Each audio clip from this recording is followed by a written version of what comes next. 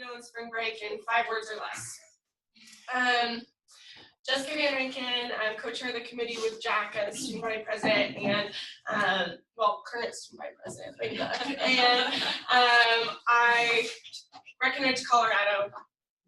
That's all. So my name is John Buckwalter. I'm the dean of the College of Human Ecology, and so Badlands National Park. That's 4. So there you go. Pretty. Anna Jackson, I represent the College of Education, Florida. Jake McIntyre, representing College of Community Ecology, organic chemistry.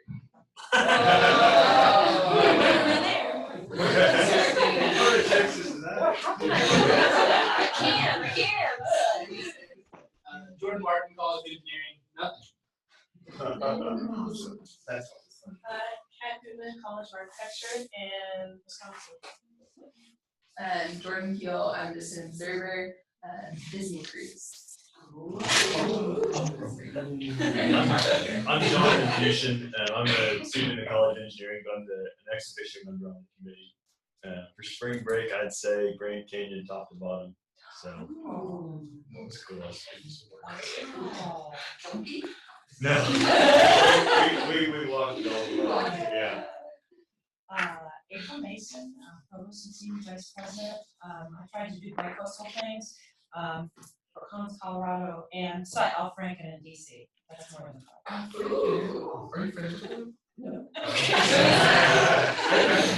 Trying to catch a friend hang out or something. Ran into him, but didn't show up Yeah, at his meeting. we ran into the elevator when we were out in DC last time. So I texted Dean DeNoble because he'd made such a big thing of tweeting about running into Al Franken, and I said, Tim, just ran into Al Franken. He asked about you. Andy Bennett, faculty senate president. Stayed here, got work done. Cindy Bontrager, Administration and Finance, Chicago, Beauty and the Beast.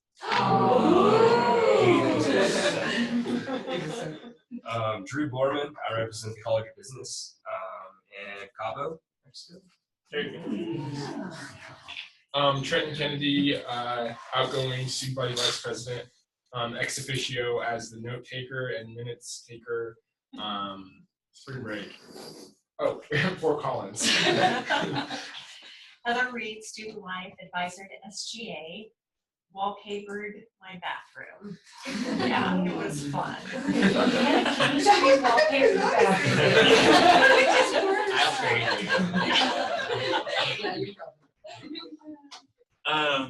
All right, I am Jack Harris. I'm the Speaker of the Senate. And I was trying to think of a way that I can incorporate this. So 5 words, that's the rule? Just Yeah.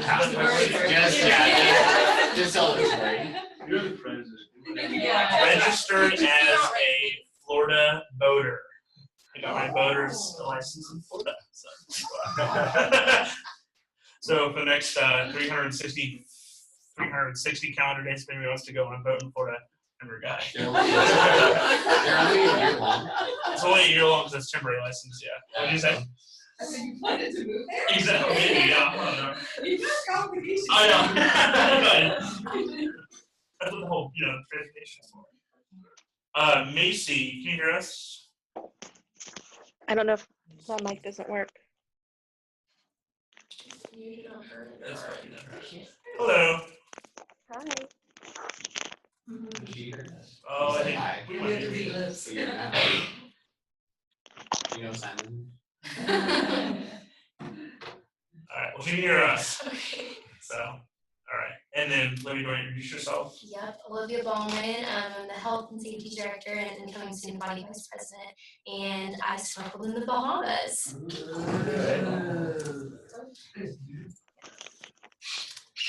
And now we'll get to hear from Dean Buckwalter about the College of Community Ecology. You're welcome to All say what right. you like. Well, so I'll let you run the slide. Okay, cool. I just said next. How about that? Sounds great. That'll work good.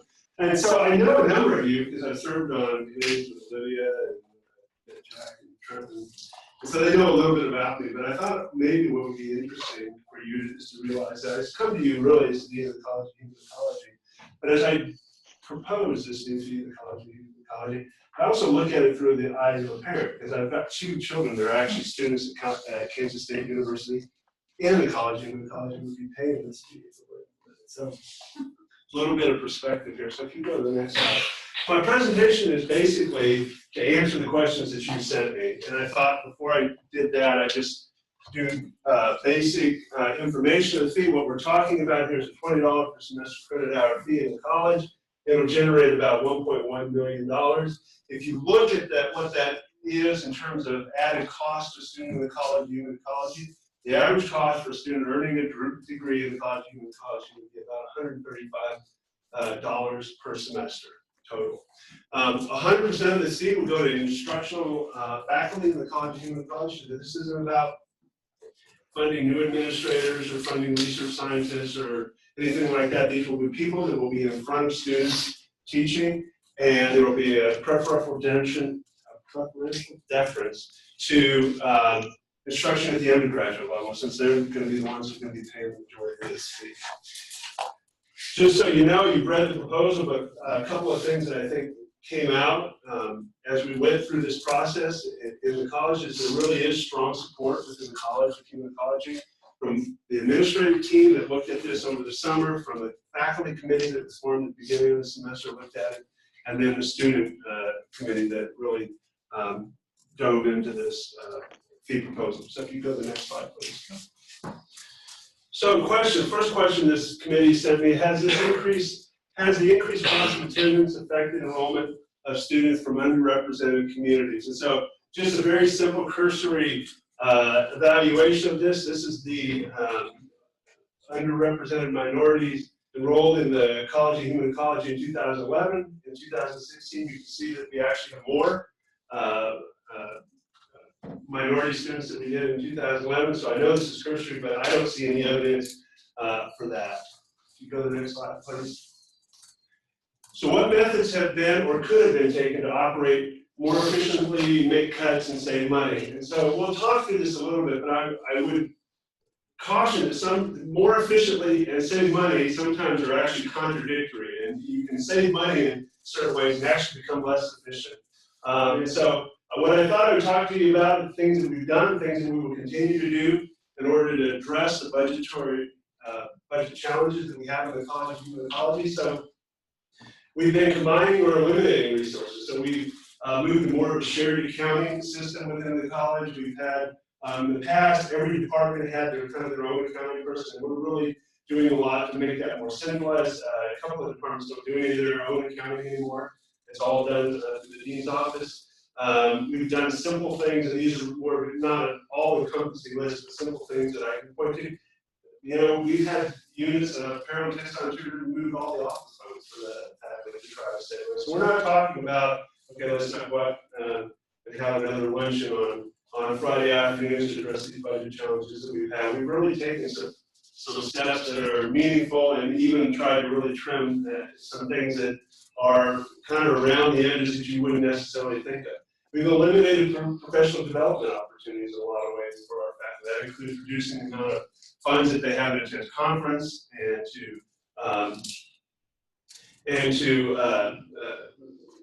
travel. Ironically, with the fee that we passed last time, we actually have more money now for students to go to do professional activities and do faculty. So that's kind of good. There's more deferred maintenance on equipment that we have in the college. In the end, much like the rest of the university, most of our money is tied up in personnel. So when we talk about saving money, really it's reducing personnel. So leaving open positions in field, reducing the number of faculty, the number of people that we can put in front of students to teach, staff, student workers. We don't have as many opportunities in the college for student workers. And won't without this fee. Graduate assistantships are a place that we've taken cuts to try to address budget.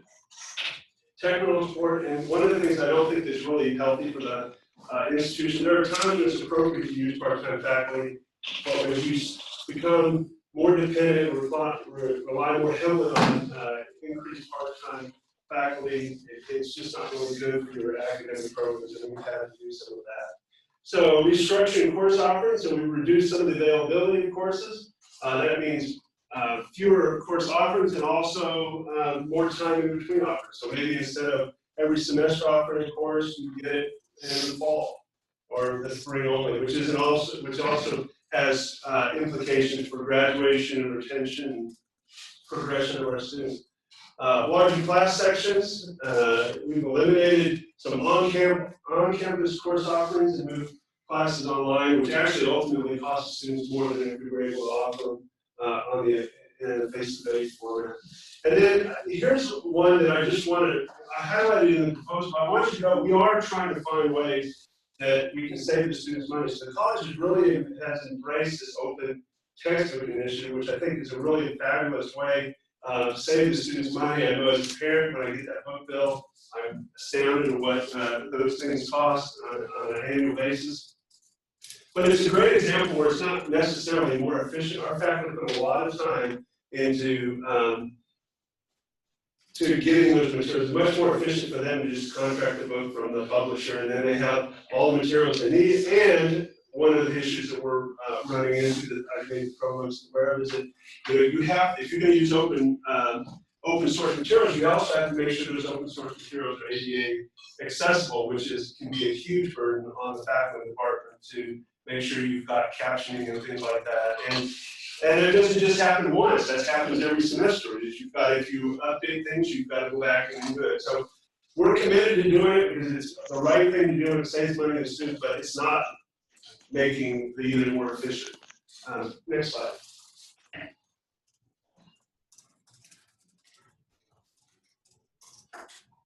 Was it? Oh, no, go. Did it change that? I didn't see it, it was quick.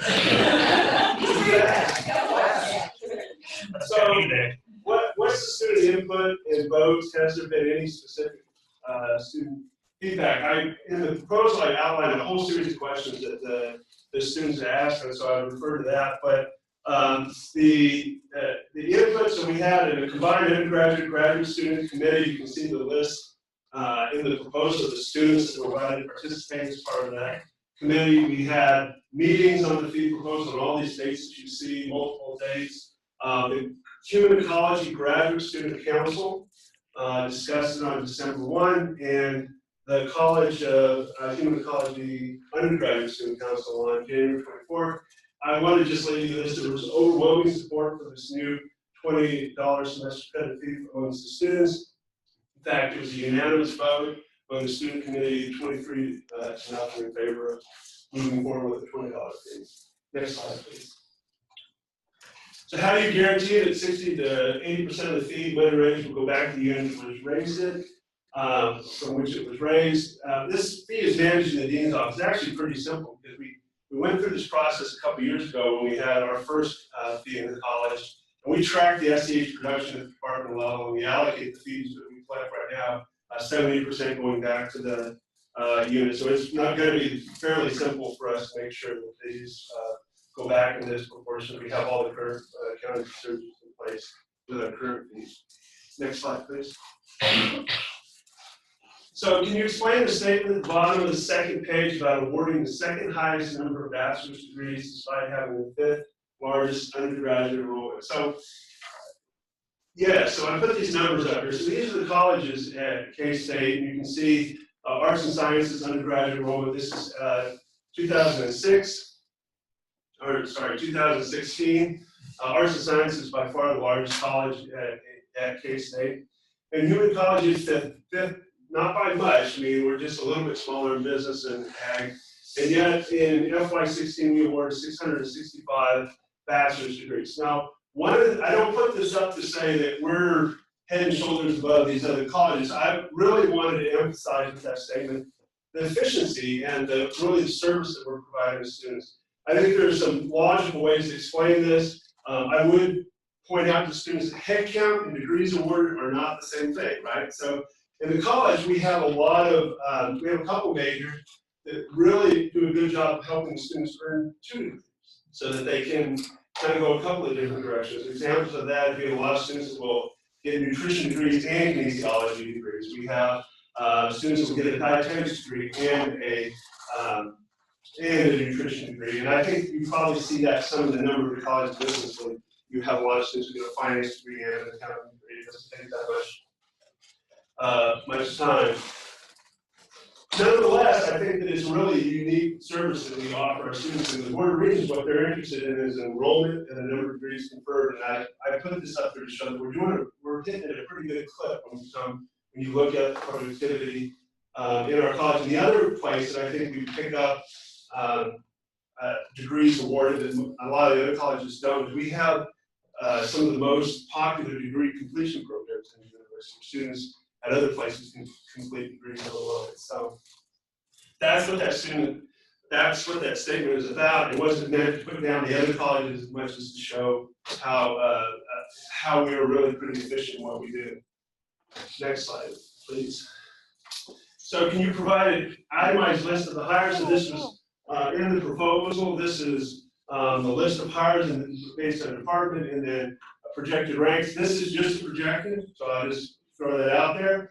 It's not, it really is dependent on a number of factors. One, how much money is generated by the fee, and as you'll remember in the proposal I said, well, if we take cuts, we're going to use this money to backfill positions to maintain the educational quality that we have in the college. So it's kind of hard to say exactly which position would be filled first, although we have a very well-defined criteria that we're going to use to try to make sure, preference being to undergraduate instruction, preference being to students, instructors that are going to be in front of large classes, help reduce class size, and whatnot. So this is sort of our projection right now of what we would spend money on. Next slide. So what's the need of the fee? Can we afford to enhance the faculty? What is the cost of not maintaining the faculty? Well, why is the fee needed? It's needed to enhance and maintain the instructional capacity of the college. Quite simple. And if we don't have the fee, there's going to be more reliance on part-time faculty. And that has implications, especially for students, when it comes to things like how do you get a letter of recommendation if it's part-time faculty? They're much more transient than permanent full-time faculty. So you graduate and a year from now, you want a letter of recommendation, that faculty member may or may not be here anymore. And that leads to the greater faculty turnover. That also, as we increase the workload on the existing faculty, we have faculty that have options, that they are highly sought after by other institutions. And, if you don't have people around them that can help make this an environment that they want to be in, they can leave. So, and I want to point out this, the faculty turnover is not just about keeping your good people, which you want to do. What students I don't think really understand sometimes is when we hire a new faculty member, there is just that salary we put into them. And yes, they've been here for a couple of years and they're better at the end, hopefully, than they were when they got here.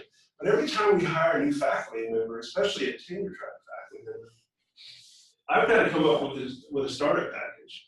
And so if I hire a human nutrition faculty, the salary plus $200,000 or $300,000 is what I have to come up with so that they can get the equipment they need, so to make them productive researchers at Kansas State.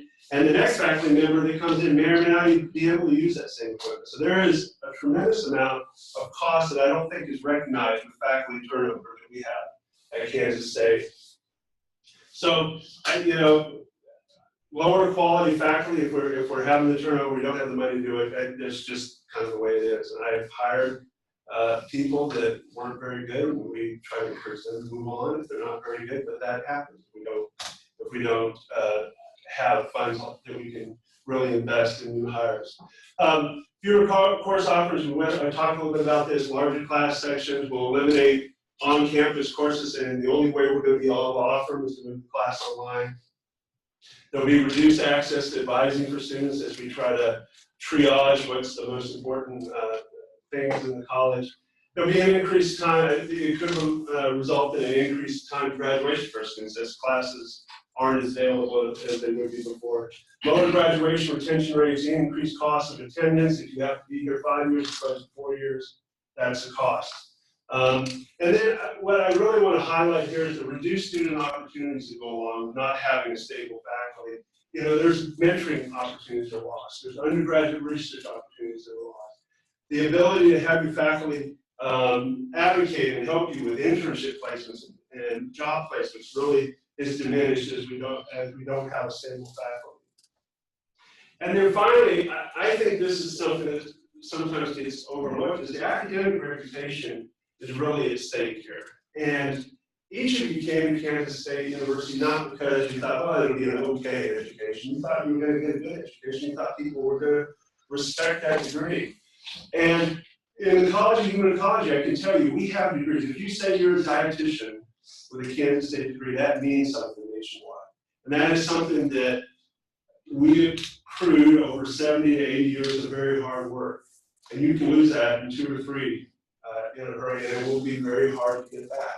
Our personal financial planning program, top 3 in the United States. And we have programs you just can't find at other universities. So our apparel and textile program, you're not going to find those at other institutions in Kansas. And so we have some unique programs too that are really, this is the only place that you can get it. So maintaining that academic reputation is very important. I don't think the students came before you can afford that, for that academic reputation to be eroded. I don't think you can afford it to be eroded. I don't think the students coming after you can afford for it to be eroded.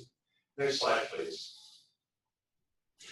I don't want to spend a lot of time on this, but I thought more than anything I wanted to point out, if you're really interested in costs and all the data that ever goes around the university, there's a really great website that the federal government manages. And if you just Google College Navigator, it will come up. And you can look and you can find everything from the number of faculty, number of students, number of degrees awarded, and all those sorts of things. Yes. Yeah, looking at that list and knowing our place in the state as a land grant, as the premier land grant school, do you think that's actually the school that we compete with for students in Kansas? What I'm putting here is land grant institutions, just to sort of give you a comparison of what all in total cost of education is at Kansas State University compared to other land grant institutions in other states. That's the point of this slide. It's not to show who we're competing necessarily directly with, but just to give you an idea. And if you want to look at the data for schools that you think that we compete against, you can just type it in and they'll get it. The point of this slide is basically that all things considered, and I say all is, this is in-state tuition, fees, everything, room and board. And the reason I do it that way is because schools can kind of do things to manipulate the cost of attendance. So we can reduce your tuition and then tell you have to live on campus, and this is what the room and board is going to be. And so comparing apples to apples, that's what's really great about this website. You can see where we rank. These are all land grant institutions. Alabama is not a wealthy state. University of Illinois, Washington State, where our former president is right now, you can see what the cost of attendance is there. And so I don't want to dwell on this, but I know it's expensive. I know it probably doesn't make you feel better when you write the check, but Kansas State is still a tremendous value. And the fee that I propose is not going to change that if you look at it nationwide. Next slide, please. So I just end with this, and I'll be glad to answer any questions you might have. Can we afford this increase? This is your degree diploma that Jacob, I'll hand you yours when you walk across state. Each one of you will get that. I don't think we can afford not to, really based on the academic excellence that we want in the College of Human Ecology, the academic reputation we want to maintain in the College of Human Ecology. And I guess I would just leave it at that. It really is about this degree that you're going to get is what I'm proposing. Thanks.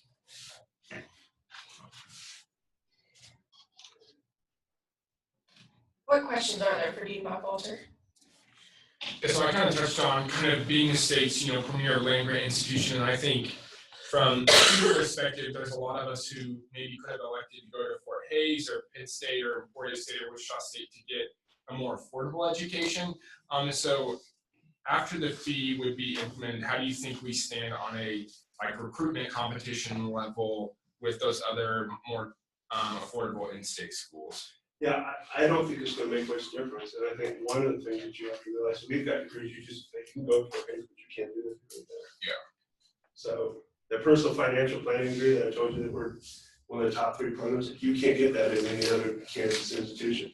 The apparel and textile program, you can't get that in any other institution. There's exactly one accredited interior design program in the state of Kansas, and that's at Kansas State University. So some of these, you can go to 4-H, but you can't major in these things that we're talking about anyways. Yeah, so a follow-up question. I know you served on the enrollment student. or- Yes, enrollment management. Yes, task enrollment force, management task force. I actually chaired it, so. Yeah. I remember hearing your report in student senate, or part of the report. And then I'm interested, do you think our drops in enrollment over the last couple of years do you think that's because of our rising tuition costs across the academy? Or So I'm gonna give you my opinion, so this isn't Kansas State's Yeah. official line on this. I think absolutely not. I think we have programs and things at Kansas State University that the vast majority of other schools in the United States would salivate over. I think our drop enrollment has to do more about not having a strategic enrollment plan, not using data analytics in a way to actually go out and recruit the students. And I can look at schools like Oklahoma State. I can look at schools like Arkansas. One of the most depressing pictures I ever taken, I'll show it to you on my phone if you want. I was driving through Kansas City, right? And I pull up a stoplight, and I look over, and there's this car, and they see this nice big Wildcat that they put on the back of the car.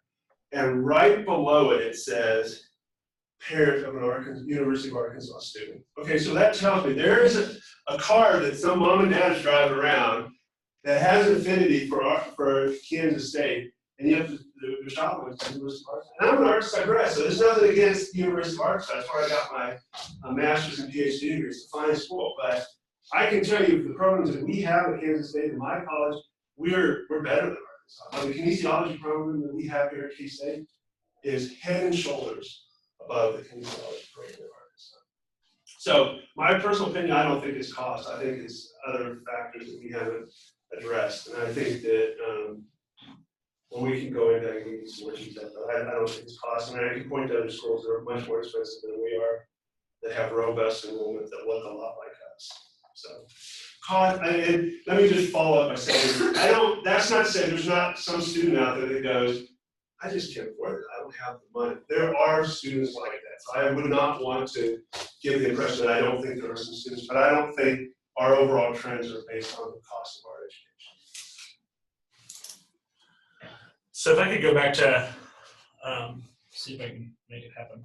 A couple slides ago. This one. Yeah. So these are this itemized list of hires. This is like hires that you would make if this fee were to pass. Is that what this is representing? Yeah. So I apologize. I should have been more specific. Yeah. No. So what would happen? Okay. So if we got this fee, it would generate a certain amount of dollars, right? And Cindy can tell me I'm wrong, but I expect at some point they're going to tell me that there's a base budget cut the next year, which will lop off a certain amount of money. I suspect that for our college, it's probably about $250,000. I could be wrong. So this number is not 1.1 million anymore. It's probably about 800,000. Okay. So now what do you do? So the department heads are all going to put in their proposals, their requests for faculty hires. And that's where these criteria, these questions that I've listed in here come into play. And we start going through it. So are you telling me you're going to hire a tenure track faculty member for our sensory analysis program? Well, our sensory analysis program is probably the best sensory analysis program in the United States. I mean, it's top notch. But it has very small enrollment because it's a graduate only program. They don't teach undergraduates. They don't really get too many undergraduates involved in undergraduate research. They're not going to generate much fees because they have a very small semester credit hour production. They're probably not going to get any new faculty out of this. Now, in contrast that to our kinesiology program, which also is a very well-respected program in the college, and there are other programs in the college too. This is just one example. I have to go in trouble because I'm a kinesiology background, and people start accusing me if they were one discipline. Oh, this is more for Jacob than anybody else. They have very high, it's the third largest enrollment at Kansas State University, and they've got a very small faculty right Now, they could use more faculty. I could tell you what to do is reduce section sizes. There are some very sophisticated upper level classes right now that have 70 or 80 students, and it really should be more like 40. And so when they start making that request and they say, this is what we want to do with it, it's going to be mostly undergraduates we're going to teach, it's going to reduce the sections, it's going to allow us to do this, that's probably going to rise to the top as I weed through this. The other thing that should be just stated, and the provost and I have talked about this, you know, you tie up money in tenure track faculty, there's a certain long-term commitment to that. And so you have to really make sure you're managing your budget correctly. I suspect, even though this shows a heavy reliance on tenure track, it's probably going to be preference to non-tenure track faculty. Doesn't mean we won't hire any tenure track faculty. In fact, I think we will. But you have to have a plan B if that semester credit hour production goes down and you hire a tenure track faculty. How are you going to make that budget balance? I can tell you I do that already. About 20% of the faculty we have in the college community is funded off what we would call soft money from other revenues that we're generating either from distance ed or things like that, most of distance ed. And I've got a plan B and a plan C if those numbers go down, how we're going to deal with balance in the budget. So that's what this is about. Again, this is a projection more than a hard, fast, this for sure is exactly the person I would hire for that part. And they're not prioritized, it's just sort of how you see the group by departments. But that's kind of what, I mean, that's what you have been to help you work through some of these things. And unless provost help me otherwise, I think we're okay at doing that. That's a really great question. Yes. Can you go over the acronyms? Or sorry, I don't know like. Yeah, okay, what some of them are. so this is Family Studies and Human Services. It's School of Family Studies and Human Services, that fifth largest major on campus. The next one is Food, Nutrition, Dietetics, and Health. So that would include the sensory analysis program that I told you, the nutrition, athletic training is actually part of that department also. ATID is apparel, textiles, and interior design. So students in there are either apparel and textile majors or interior design majors. HM is hospitality management, another really between here and Kansas City, there are no other hospitality management programs. The only other one is at Fort Hays, and it doesn't look like ours at all. In fact, that program we're expanding to the Olathe campus too, so we can serve more students in Kansas City. It's a wide open market for us. And CAM and E is kinesiology. So those are the acronyms for the different departments in the college. It's a great question. I'm sorry, I should have. I pulled this from the proposal that I used with the faculty committee. They all know what the acronyms stand for, and I didn't think the students would, so that was my fault. Cindy. So my question is, by adding these 14 faculty roughly, you mentioned startup, so there is a cost. What about space? Are you going to be able to fit these in to your current? Well, and that's not in the criteria. That's one of the questions I asked. I mean, you can't tell me you want to hire a faculty member and tell me you don't have an office or lab space. So if you don't have that, we're going to hire. I mean, fundamentally, the startup is just like the space. I mean, you don't hire somebody if they can't be successful, and that's it. So that that may tip the scale too, that this is going to have to be a non-tenure track person as opposed to tenure track, because you still have to provide an office, but you don't have to have lab space for them. And we've then, you talk about efficiency. We've started sharing lab space in ways that we've never done before, which actually I think is a good thing. It's it's something that we needed to do, and so it's actually a leverage to it, because when I go to the faculty, they said they wanted a faculty member, I said, okay, where are you going to put this person? And all of a sudden, the unit that didn't have any space can figure out a way to squeeze somebody in if they think they're going to get a new faculty member to help them with the teaching. It's amazing how that works. Yeah. So, I believe that, because I think those are some yeah. So a couple other, just kind of to understand, it looked like these were instructional type faculty. So does that mean they didn't have a research? What I wanted to emphasize by saying instructional faculty is that I'm not hiring anybody that won't have a significant teaching responsibility in college. So that doesn't mean, especially if you're tenure track, you have to have a research and service component. But I'm not hiring somebody that's going to teach one graduate class a year and call it a day.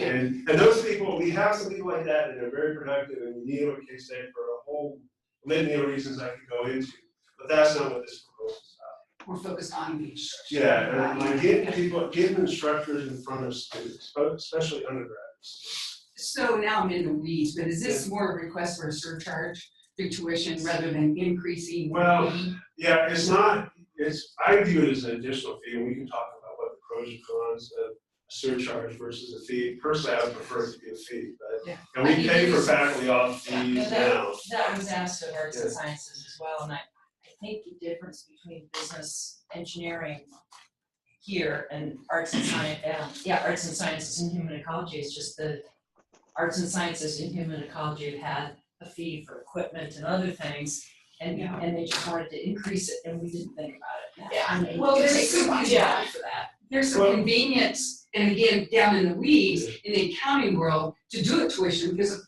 most of your other faculty are probably funded that way, in that general. Because we've had a lot of discussion this semester, and I'm sorry that Trent McGee couldn't be here tonight because he's had a lot of questions about the wording of college credit hour fees is that the only like instructional element of it is supplemental instruction, and so we've had some debate in here a little bit about if fees should be used for faculty. I mean, I can tell you, You'd be open. I guess if it meant having it or not having it, then I guess we'll call it a surcharge. But I know that we use fees to pay for people that teach students already, so Yeah, and that's where we now kind of say that we've already And I done think that's the difference, when I saw tenure track, that's permanent, that you can't reduce fees, I mean, it's difficult, huh? Yeah, we've already muddied the waters with it a little bit, so we've kind of touched on that. I think we can probably work that out, Cindy, myself, and others. Yeah, we can probably talk about that in future meetings.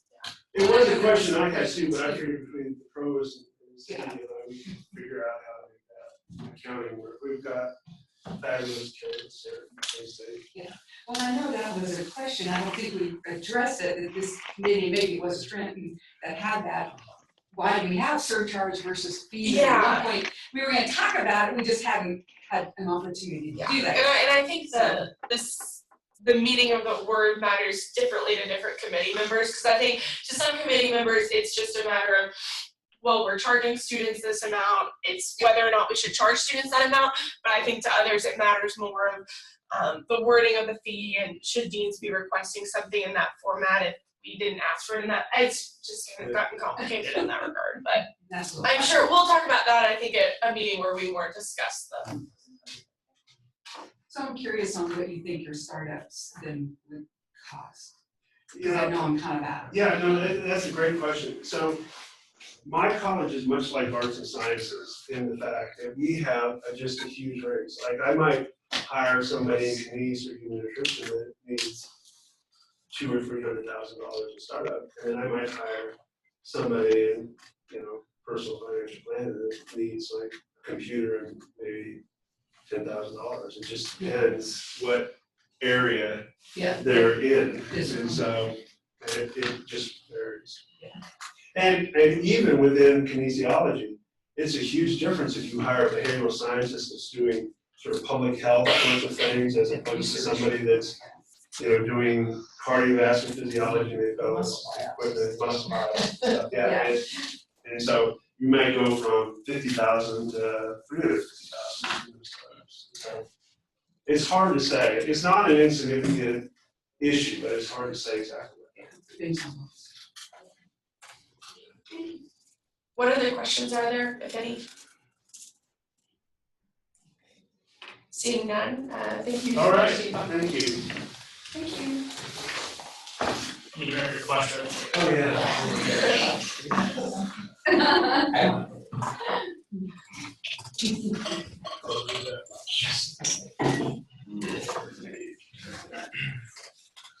For church. Sure.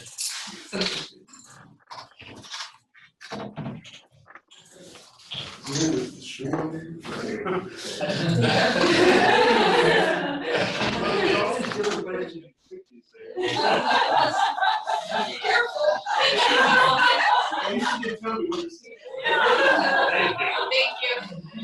Better go now. next we're going to hear from Vice President Bontrager a little bit about the callbacks that have already taken place this fiscal year, so we can kind of understand the perspective that we'll be working from when we talk a little bit more about tuition. Okay, so I'll kind of start with our enrollment decline that I think for this year really has been our international population and transfer. And so we have pulled back a total of 6 million. 4.3 of that is related to expectations of reduction in our tuition. Now that's a net because of surcharges and other things that enrollment or credit hours have gone up in certain areas, business engineering. So, they'll get increased funding, but then we have to cover that. So the net's 4.3 million. We did a Purple Pride Scholarship, Dr. Bosco and Student Life brought it to our attention last spring, expectation of continued enrollment decline. So we made some investments in scholarships. We've done some preliminary analysis and seen that our shortfall, our reductions would have been probably worse if we wouldn't have done it. So we feel like that was probably a good investment, and it was around 300. And then the other is $1 million for shortfall in our institutional scholarships, and that's where part of it is students are more successful, and so we have a GPA requirement, and they are meeting those requirements, and so our model, we're gonna have to sit down and rework that because we are paying more out in the follow-up years in scholarships. There was also some other items that funding didn't come through with on some other scholarships that resulted in that $1.4 million.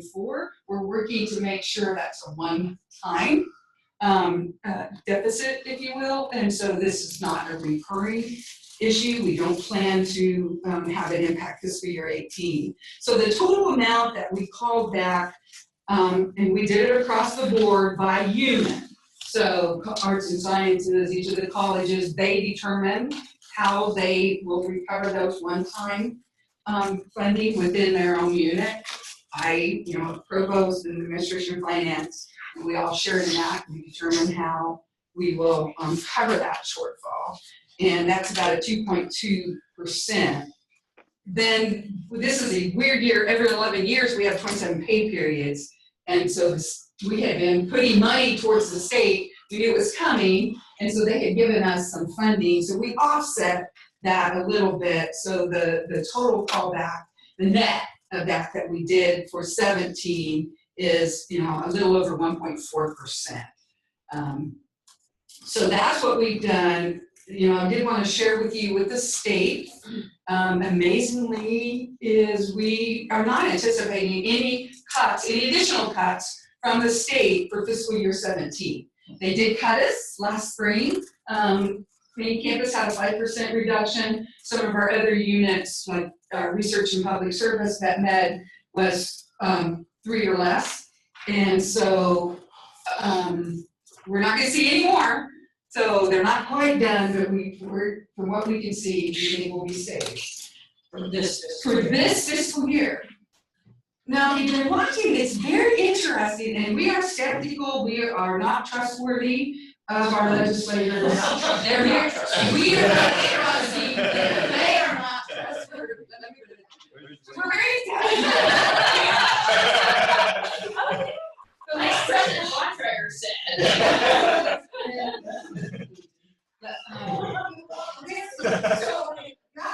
So let me reword this. We are seeing very positive things occurring in our legislature regarding what they want to do for higher ed funding. And it is awesome. Now, our realism part of, we're not sure how that's going to play out because they've been focusing on expense side, and usually they look at the revenue and then make the budget fit with the revenue they have. But this year, for 18, we've already seen that they've taken action for KU and K-State to try to equalize the reduction that occurred in 17, where we got hit, KU got hit also with a 5%. So it wasn't across the board with all the regions. And so there right now some restoration in 18 to get us at least 4%. It's about $1.2 million for us. And then 19, they restore a little bit more to a 3%, which is about a 2.1% for us. So, and this is the first session in a very long time, we were that way, that we've seen any kind of positive action taken by Ways and Means or appropriations. Now, we have a long way to go to the end, because at some point, they're gonna have to figure out the revenue. You know, they're right now working on the governors and his budget, and it was not sustainable. And so the taxes are gonna have to be part of the solution. But for the first time in a very long time, we are seeing some real positive things happening with the legislature and our funding that is kind of exciting, but we are just kind of being a little skeptical, wait until they're done to see what really happens. Be overly, a little bit cautious and to see. But I did want to share with you, kind of some positive things that were happening. So we'll continue budget advisory. We'll be meeting tomorrow, I believe, continue working through some recommendations. And we still will need to cover the 4.3 million that was shortfall. So what we basically do is we don't anticipate any enrollment growth. And then we don't anticipate any additional reduction of enrollment either, at least at this point. But we will need to probably do some reallocation permanent for 18 out of that 4.3 million, and then we'll just kind of see, where we're at. I will share with you too that we had a preliminary discussion with COBO with the regents, and there is a lot of concern with the percent tuition rate increase. And just like all of us do not want to raise that any more than we have to. And so if the legislature follows through and we don't get reduced, I think we will see a smaller tuition rate than what we've experienced in the past, 4 or 5 years when we haven't seen support. Tuition rate or tuition? So tuition, we still have an increase. I don't see how we can get without it with freezing, because it would create a bigger cut to us because of health insurance rate increases and other commitments that we have. But I think we'll be closer to maybe CPI or 2-3%. I'll throw something out there. If everything comes in the way the legislature is moving now, so that's our goal. But we just have to wait. We just have to wait and see what happens. Excellent. Sorry, already. Yeah. Couple quick questions, just mainly clarifying. So when you talk about, well, first of all, not anticipating any cuts for 17, does that include any additional cuts for 17? Like, does that include ESARP funding? Yes. Okay. That's everybody. That's everybody. Okay. Awesome. Yeah. Okay. Second question. When you talked about the so I'm going to say the wrong word, so I want to back up. But like you were talking about how in 18 there are efforts to reinstate. Can you talk a little more about what that means? Like, So I was tracking. I apologize. The legislature cut K-State and KU 5%. Okay. And then it averaged across the system 4%, but some of the other institutions were cut less. And so what they're trying to do is they're going to restore back, they're not going to restore back the full amount that they cut from us, but they're going to restore back what it would mean, the difference between 5% and 4%, basically, in 18. Right. And am I correct, is that the reason for the disproportional cut to KU and K-State was because they decided to cut a percentage of all funds, which hit research institutions more than institutions that don't have research? You're absolutely right. So what they did is they looked at the prorate of all funds, and K-State KU has a pretty active research and component besides state general fund and tuition. And so it proportionally hit our institutions harder. So now they're just looking at the state general fund, which is how they've always done it prior to that. How our state general fund is prorated out that way. A So that's senator basically what represented they're in the state. Thought that was a great idea. Yeah. And it's really didn't think it was a good idea. And so when you talk about reinstating back to, like you said, 4% or 3%, that would just be like, if you're looking at a graph of 16 to 18, we're only down by 4%, Right, or yeah, 16. plus a 5% Yeah. cut from there. Well, because we're gonna increase, our state's gonna go up 1.1 million from what it was in 17, everything else staying flat. Okay, You know what I mean? I see. So 16 to 18, it's just a 4%. Okay, I see what you're saying. Because we went down 5. So we brought that a little lower, coming back up. I see. Right, do you think it's reasonable to think they wouldn't make any cuts as we go into FY18? I mean, we're happy they're not gonna cut in the next 3 months that we have left in this fiscal year. But the next fiscal year? This is what we're talking about is 18, 19. And right now, they are in, There's here, some- that's Mark. Yeah. The appropriations, House appropriations and Senate Ways and Means are taking action. Sue sent this out to the cabinet. What they're doing is they're taking the funding, because you know, no pay, no go, whatever.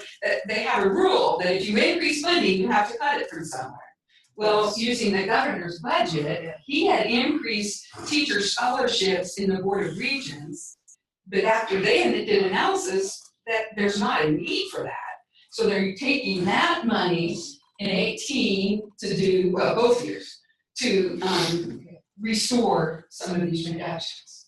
Now, governor's budget revenue wasn't a strong, he did a lot of smoke and mirrors and one-time capered things for the state retirement system. So they haven't dealt with the revenue portion of it yet, so we don't know how it will finalize out, but these are discussions they're having now. It's encouraging. What questions are there for Vice President Bontrager? If none, I just have one. Can you repeat the number for the callback in 17 again? The dollar amount? It was 6 million was the total amount of the cut, but then there was 2.1. I mean, I don't know if that's what you. was it wanna focus on. 1.4? Well, see, that's where if you add in, so it's 2%, but if you add in that 27 pay period piece, but that's a cost. We all, you know, are happy to. So it's a cost, but there's some money provided for it from the state. The money came from us, so we, for the last 11 years, have been transferring money into the state, so they can give it back to us. Right. You know, so I part of it back. And, well, they gave it to us, but it wasn't enough to cover all of this, because we've grown. Anyway, it didn't cover our full cost of that 2017 period. But that's where the 2.1 million was added to that nets it to the 1.4. So it's a little complicated by that. But I think it felt, I mean, as an administrator trying to deal with the budget, it felt better. You know, only having to give back 1.4% instead of 4%. Does that make sense? Yeah. Sort of? If there are no further questions kind of on this line of topic, are there any other follow-up questions going back to the fee kind of and any of the other fees that we've heard from? We meet again in 2 weeks, but before that time, are there any other questions that anyone would like us to send to Dean Buckwalter or any of the other deans that maybe you've been marinating on over spring break or since Dean Buckwalter's presentation? During breaks. And this is maybe more to And the, the cruise. so this may be more to Provost Mason and Vice President Bontrager, but I would like a little bit of clarity on the fee versus surcharge thing, because that's one of the things that Trent McGee and I discussed. So this tuition subcommittee, Reagan K's, and Julie Key chaired in 2014, which ironically Dean Buckwalter was a part of, releases this statement that says fees are for instructional faculty. So that's what Trent was all fired up with. Fees or surcharge? Fees. Instruction, supplemental instruction. There we go. Instruction. Okay. Sorry, yeah. Yeah. Supplemental. Supplemental instruction only, and it didn't say that, the tenure track. So that's what, Trent was, like I said, wishing to be here, but said, I want to show that you signed this document in 2014, so blah blah blah. So that's something that's important, I think, to look at. And I know that at the end of the day, it's dollars out of students' pockets, but I think it does choose. Yeah, that's the bottom line. And I think some more clarification will be helpful, but I think at a certain point, throughout the next month in our conversations here, we're going to have to say, okay, is there an actual recommendation we wanna make out of this? Because we've talked about the waters have kind of been muddy with that. It is a difference going from non-tenure track to tenure track faculty being funded, but ultimately, we've kind of practically gone down those waters, and so do we wanna practically address it with a recommendation, or do we wanna be frustrated? I would like for simple administration to come back with a recommendation. I think we should be the one who determines surcharge or fee. Yeah. And I don't know if Provost and I haven't had a chance to talk about that, but that would be my preference. I think that's That very we reasonable. distinguish that. And as I stated, I may have caused this muddiness. Arts and Sciences and Human Ecology already had a fee, and they submitted that we want to increase our fee, and I just didn't think about that. We're crossing the line between fee and surcharge, so why don't Cindy and I circle up and see what we can bring back to the group and recommend. It's important, but at the end of the day, a student looks at what they're paying, and I don't think they think, what's the surcharge? Well, they think it to a certain extent, but They don't. in my opinion, it's $1 out of a student's pocket. It doesn't matter as much as what the other things that we're discussing. But I agree with Jessica. I think there needs to be a recommendation made on the merits of, is this fee, surcharge, whatever you want to call it. Yeah, I Is just, this dollar amount that's in my pocket necessary? I hope that's not a deciding factor in someone's vote. Is there a difference, like, so what's it's probably the money, yeah, what's the technical difference, like, how it's assessed, or is it how It's how it's assessed. Okay. And so with the surcharge, it started back in 2003, maybe. And the surcharge really is a tuition. So it's part, and in my mind, it's differential, because business and engineering were the two that were, they awarded that surcharge for additional faculty support, and a lot of it was because of accreditation issues, faculty to student ratios. So it was for them to hire in, and it's in tuition, and that's why it's called a surcharge. At that time in history, I don't know the differential tuition, at least it got into K-State, that term, because in my mind, that's really what it is, because of some uniqueness in those two colleges. And I will probably recommend that anything with tenure track faculty, I think we should continue that. But now I'm getting outside of what, a fee, and there is legislation that it doesn't tell us how it's to be spent, but there is statutory law that says tuition is put into this fund, general fees fund, and a fee, which mostly is privilege fee that we've had on campus until the last few years, it gets deposited into a restricted fee, completely separate fund. And we process it differently in restricted fees than we do through tuition. How we budget it and how it gets allocated out to the colleges is different. To circle back though. Yeah, Oh, I sorry. did. I just didn't know how it kind of was thought about, because for me, it's money. Yeah, It's money. Like the students, it's down your pocket, either way, you don't care. And I think that's what Jessica's saying, Yeah. we can evaluate the merits of increased cost of these proposals, and then we can worry about whether it's a fee or a surcharge. To circle back to the original kind of question on the table though, is are there any other questions regarding any of the fees that we can send to the deans?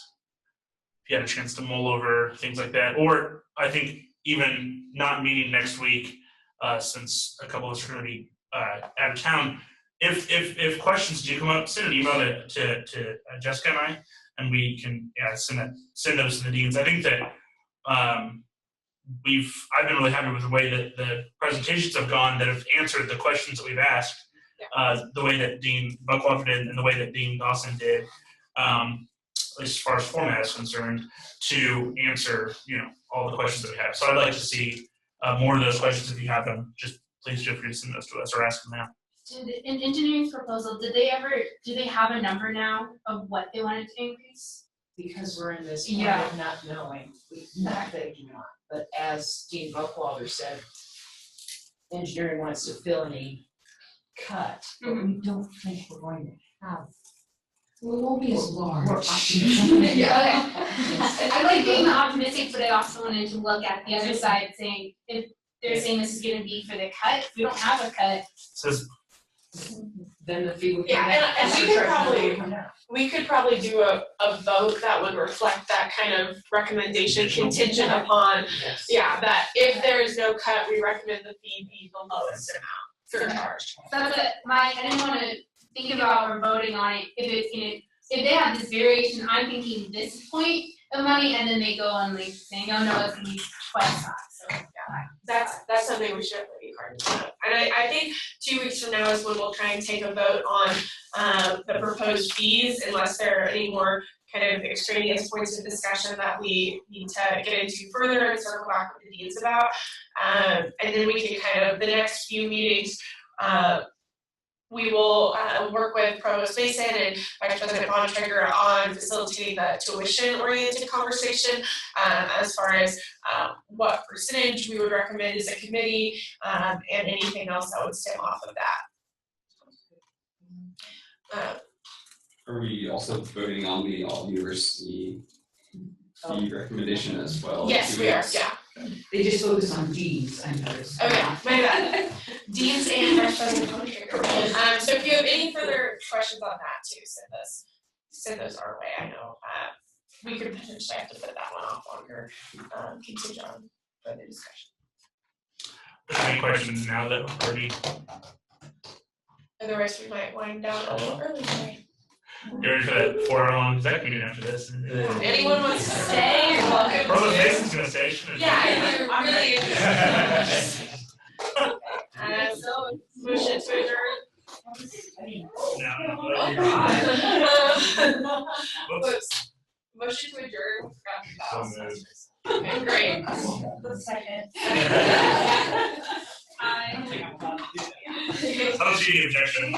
Now we will adjourn the meeting. Whoa. Not sure.